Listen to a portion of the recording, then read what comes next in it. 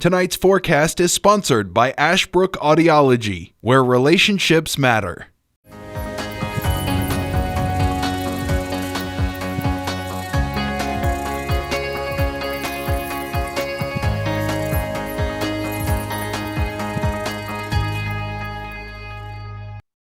And welcome back to the program, everybody. I'm Weatherman Dustin Staples with you on this Tuesday. We are going to continue our day number 2 coverage of the Quad State tornado. As you know, Kentucky is really continuing to recover after that major aftermath this past week in Mayfield, particularly.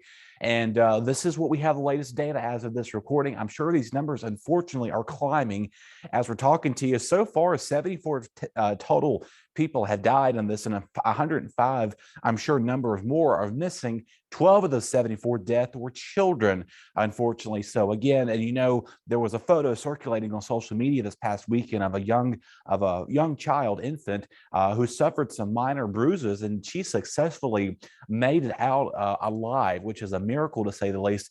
And of course, we talked about the number of tornado reports. Right now, they still don't know the exact amount of tornadoes. We don't know if this was a singular tornado or if there are multiple tornadoes in this. There's a gut feeling that a lot of people are predicting that most of these were just supercell storms that just produced these tornadoes that came through. But 119 tornado warnings. This is quite impressive for this time, just within a one-day time frame on the weekend of December 10th and the 11th.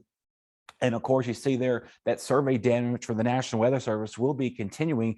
Could possibly see EF4 tornadoes, basically meaning that is winds over 165 miles per hour. Just impressive stuff. And I want to give you the data analysis here. This is from a typical survey study shown out of the nighttime tornadoes that typically take place. If you look at this graphic, this is impressive, by the way. And yes, and I kind of did this in ascending order from A to Z pretty much. But of course, Alabama, 36%, Georgia, 33%. The Kentucky one, this is typical nighttime tornadoes at 42%. And so you see leading that way, Tennessee is at 46%. All the way there. West Virginia, typically not a tornado state, and to say the least, but 35% is pretty high up on the list up there. And you see the rest of the states right around 33, 35%. And of course, Arkansas hit that 43% as well. So letting you know, these are the nighttime study tornadoes. Again, this is put out from a few years ago, well, almost a little bit over a decade or so. And you see there just incredible the amount of those tornado night times that do develop in the mid-south and even, I guess, central U.S. states too. So just impressive things to say the least. Now, moving on to the evening forecast, or tonight, we'll see a temperature staying in the mid to low 50s out there. We'll continue to see gradual clearing skies overnight tonight as our temperatures will begin to fall in the 30s once again. Overnight, again, clear skies develop with a calm wind out there too.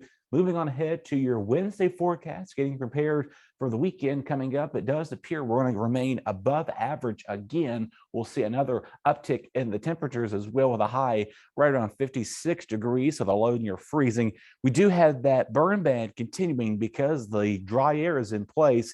Again, we're prohibiting no burning taking place over the next several days because of that. And of course, that's another thing we have to be worrying about. If there's not tornadoes going on, there's a chance there are some fires happening across much of our area. We do not need to be seeing any of that occur, as you know, a house fire took place already once this week. And again, and of course, Luis is going to continue updating you on that story throughout the rest of today and going into the upcoming week too. So again, just a few things to keep in mind. Burn ban remains in place because of dry air. You're probably noticing your lips and hands are dry. That's because of that.